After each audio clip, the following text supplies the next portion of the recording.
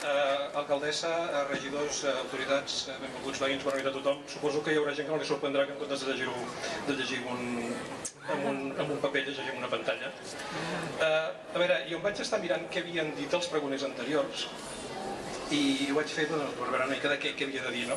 Jo, primer, agraeixo molt als veïns del centre que m'hagin convidat a ser el pregoner d'aquesta Fira de Nadal, d'aquesta edició, perquè repassant aquests pregons anteriors he descobert que sóc un dels pocs pregoners locals que ni ha nascut a Cardedeu ni té arrels, ni té antecedents familiars aquí.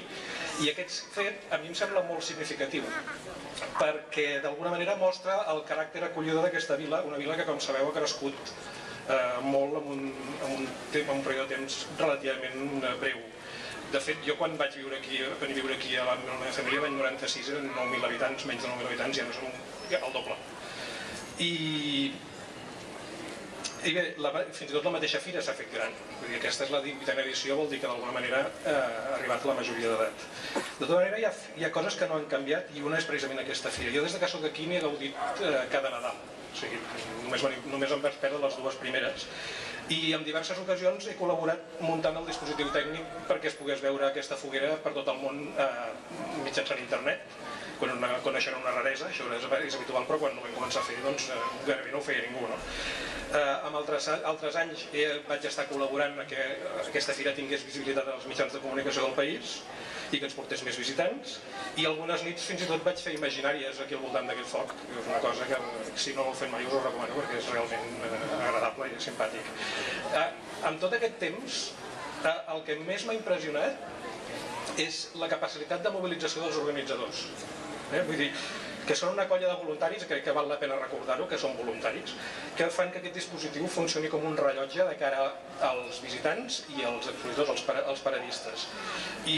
I jo sóc molt conscient del valor que té això, que això ho organitzen els voluntaris, perquè des d'això, amb aquests 16 anys que portem aquí a Cardedeu, la meva família i jo mateix hem estat vinculat a un fotimer d'entitats locals i per això ho haig de llegir, perquè és que vaig fer una llista i no seria incapaç de repetir-la de memòria. Nosaltres a casa hem estat vinculats al Club Online, o estem vinculats a Ràdio Televisió Cardedeu, a les associacions de veïns, a les associacions de pares de l'Escola Corbella de l'Institut del Sull, al Consell Escolar, al Club de Bàsquet, al Consell de la Vila, al Consell d'Infants, al Patronat de Cultura, la Colla de Diables i l'Esplai. I una cosa que també haig de dir és que en molts casos, amb aquestes entitats, els veïns del centre que organitzen aquesta fira han estat un model d'eficiència i de dedicació.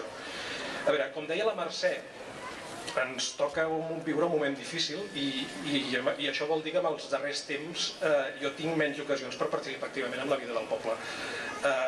De fet, amb prou feines tinc temps per atendre les incidències de la llista de correu ciutadana, que, com potser sabeu, aquest any precisament també ha fet 15 anys d'existència, comunicant i informant els veïns i les entitats per via digital, que també és una altra raresa de la internet catalana, com ho va ser en el seu moment la Fundació de Telecardedeu fa més de 30 anys.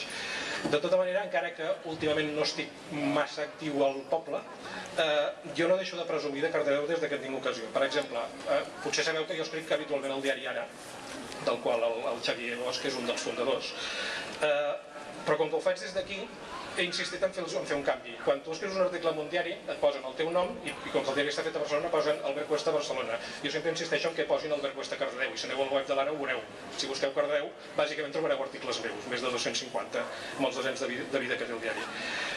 També per motiu de la meva feina parlo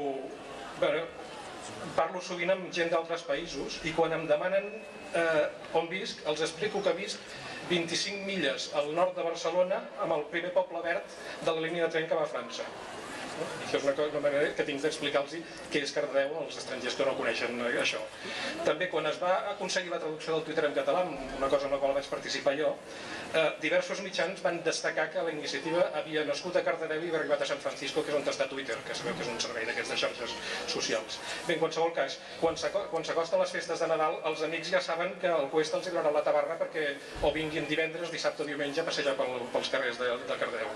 I en qualsevol cas, els que ja hi sou, els que sou sou aquí, us convido a fer-ho amb l'entusiasme que mereix i a plantar cara a les circumstàncies en les quals ens trobem. Finalment, aquest any la Mercè i l'equip que l'acompanya amb l'organització m'han permès convidar com a pregoner d'honor un que segur que coneixeu, el periodista Xavier Bosch, a qui agraeixo que hagi acceptat la meva invitació. En tot cas, cardedeuencs, visitants i paradistes, que tingueu una bona fira i visca Catalunya Lliure.